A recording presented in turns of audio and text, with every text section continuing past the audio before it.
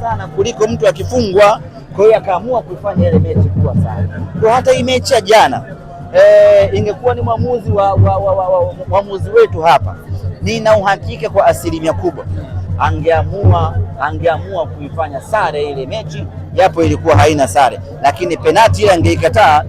Akili yake inamwambia acha nivumilie dakika moja niwapeleke kwenye matuta wakauane kwenye matuta. Lakini nimeona yule mwamuzi pamoja na madhaifu yake yote, lakini amefanya kitendo ambacho watu wetu wasingeweza kufanya. Akafunika tuta dakika ya 118, bado dakika moja penalti tumepata na Simba tumeshinda kihalali kabisa. Ni kama hivi sasa wanatamani Mwamba Lusaka arejee tena, ni kama Chama na Simba ni damu. Niliwaambia Chama amerudi na makombe yamerudi ndani ya Simba. Chama ana DNA ya mafanikio ndani ya timu yetu. Utulivu wake, exposure yake na experience yake zinatusaidia sana Simba Sports kwenye kupata mafanikio. Hata ile penalti kama angekuwa ni mchezaji mwenye wahaka pale, maana yake baada ya mpira kupata ule alikuwa anapiga moja kwa moja, lakini Chama akatulia na maji. Mchezaji amekuja akamfinya yule, akaingia kwenye miguu ya Chama na ikawa penalti. Kwa hiyo ni utulivu wake wa hali ya juu umeendelea kuwa msaada mkubwa Simba Sports, na ndio maana tunamuita Kingunge. Jana ulikuwa na pressure kubwa sana. Jana ni kama ulikuwa unaangalia mpira ukiwa na pressure kubwa. Mechi ya jana haikuwa na ubora wa kukufanya utulie na relax. Mechi ya jana ilikuwa ngumu sana. Ilikuwa ngumu kwa maana ya kwamba wapinzani wetu na wenyewe walikuwa bora sana kwenye kuna wakati walikuwa wanatushambulia, kuna wakati walikuwa wametuzidi, kuna wakati walikuwa wametukamata, kuna wakati unaona kabisa hapa tunafungwa, kuna wakati unaona hapa mambo leo ni magumu. Ilikuwa ni mechi ambayo imetawaliwa na mpishano wa vipindi namna hiyo, tofauti na mechi ile ya kwanza. Mechi ya kwanza Simba tuliangalia kwa starehe kubwa kwa sababu tulimtawala pakubwa sana mpinzani wetu. Mechi ya jana ilikuwa tofauti, mpinzani naye alikuwa anajipapatua. Kwa hiyo mechi ilikuwa na pressure kubwa, hatukuangalia kwa raha. Tumekuja kufurahi baada ya penalti na tukafurahi zaidi baada ya goli kufungwa. Ile ambao wanasema ili kombe ambalo walikuwa kwenye mpango wao kabisa, na wao wanalenga zaidi mchezo unaofuata tarehe 3. Wanasema ili kombe ambalo mmebeba walikuwa katika mpango wao msimu huu.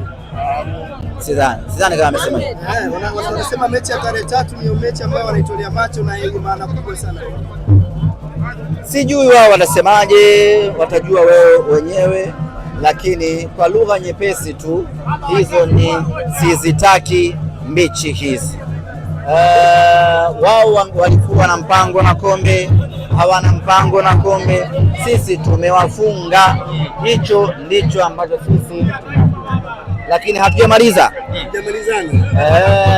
Tunakwenda kwenye mechi ya tarehe 3. Hiyo ndiyo mechi muhimu zaidi kwetu.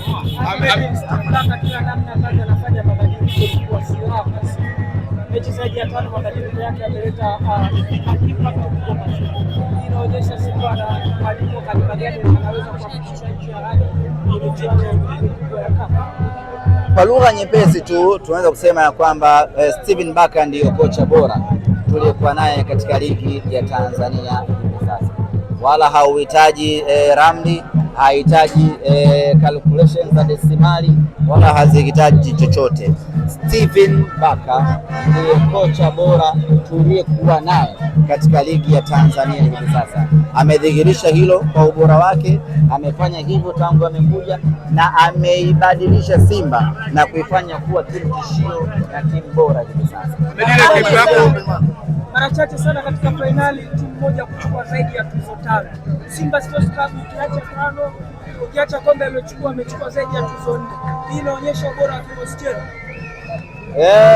Ukiona timu inachukua tuzo zote, maana yake hiyo timu ni bora. Hatujachukua ubingwa kwa kubahatisha. Tumechukua ubingwa kutokana na ubora wa timu yetu ambao umetamalaki kila eneo. Tuna golikipa bora, na mind you aliyechukua tuzo ya golikipa bora ni golikipa namba 2 wa Simba Sports Club. Just imagine kama angecheza golikipa namba 1. Mfungaji bora ni mshambuliaji kutoka Simba Sports Club, Selemani Mwalimu. Na Selemani Mwalimu, ndugu zangu waandishi wa habari, Selemani Mwalimu amewafunga Yanga mara 2 mfululizo. Amewafunga kwenye mechi ya ligi kuu ya NBC pale Zanzibar na amewafunga jana. Jambo jingine kuhusiana na ubora wa waamuzi nitaka kusahau. Nyie si mnaonaga Diara namna ambavyo anakoromea waamuzi wetu? Si mnaonaga namna ambavyo anawakoromea? Jana mmeona amefanya hivyo? Jana mmeona Diara anamkoromea mwamuzi? Au pengine kufuka adhabu ya juzi. Adhabu pengine. Baada ya penalti mliona anamfuata mwamuzi kumkoromea? Mnajua kwa nini? Kwa sababu anamwogopa yule mwamuzi. Waamuzi wetu wanakosa kuthubutu, wanakosa kujiamini. Una kadi mfukoni, mchezaji anakuja anakuzonga zonga, kwa nini usimwadhibu? Wanakosa huo uthubutu, wanakaa pale wanaogopa. Lakini kwa nini jana Diara hakumsumbua mwamuzi? Kwa nini hakuenda kumkoromea? Kwa nini hakuenda kumfanyia vurugu?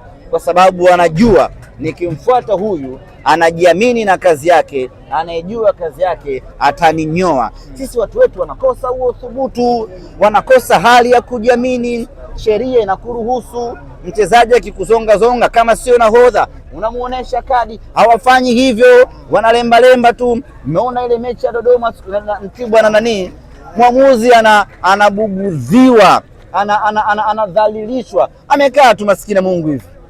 Sasa nani atakupa mechi kubwa wa namna hiyo? Huna uthubutu wa kusimamia sheria. Lakini jana mmemwona amefurukuta, alikuwa ametulia tu namna hii, anasubiri kufungwa na Gomez. Kwa hiyo Gomez ndiyo mchezaji ambaye amewafunga mechi 2 Yanga. Amewafunga kwenye NBC na kawafunga kwenye Muungano bado tarehe 3. Sisemaji Pacome alikuwa anaenda kushambulia, kuna clip ikakuonyesha, kamera ikakuonyesha, ulikuwa unashusha pressure hivi. Mechi ilikuwa ngumu, lazima tukiri. Kwa hiyo pressure, homa, lazima zipande. Haikuwa mechi ya kustarehe. Ilikuwa ni mechi ngumu kweli kweli. Kwa kila kitu hadi mapigo ya damu yalikuwa muda mwingine damu ilikuwa inatoka kwenye mishipa ya damu, inapita kwenye mishipa ya hewa. Mambo yalikuwa magumu sana. Unajua kumalizia Dickson Kibabage, licha ya kuwa na kiwango bora, kombe lake la kwanza Msimbazi, bado la pili, bado la tatu. Kikubwa Mungu tu. Swali la mwisho. Nafikiri itakuwa mchezo wa aina gani, kwa sababu umetoka kwenye mchezo mgumu lakini mmeshinda, hongereni.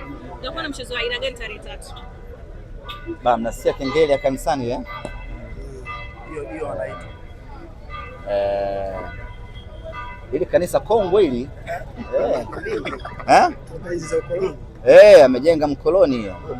Kanisa la zamani sana. La kitambo kweli kweli. Kwa mitaa yako ni zamani sana. Kwa mitaa yako hiyo. Posta Posta nimeishi sana.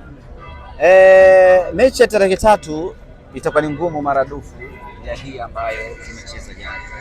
Kama unadhani jana umeona mechi ngumu, basi tarehe 3 ndio mtaona mechi ngumu zaidi. Kwa sababu kwanza mpinzani wetu amepata hasira baada ya sisi kumfunga. Lakini pili, Simba tumepata hali ya kujiamini baada ya kushinda jana. Sasa tunaelekea kwenye hii mechi ukiwa kuna vitu viwili hapa. Sisi tumejiamini, yani tumepata hali ya kujiamini, confidence level yetu imepanda. Lakini mpinzani wetu baada ya kumfunga jana, hasira zake na yeye zimeongezeka. Kwa hali ya kujiamini na hasira za mpinzani zinakwenda kukutana. Kikosi kimerejea leo kutoka visiwani Zanzibar. Muda huu vijana wanapumzika tu kidogo. Baada hapo tunaingia kambini wa leo kwa ajili ya kuanza maandalizi ya tarehe 3. Sina hakika performance ya kiufundi itakuwaje, maana jana wachezaji wa timu zote mbili walikuwa wako hoi kweli kweli. Sina hakika kiufundi mechi itakuwaje, lakini naweza nikaashumia kwamba itakuwa ni mechi ngumu, ni mechi bora, ni mechi ya kwenda sisi wana Simba kwenda kupigania uhai wetu katika ligi kuu ya NBC msimu huu.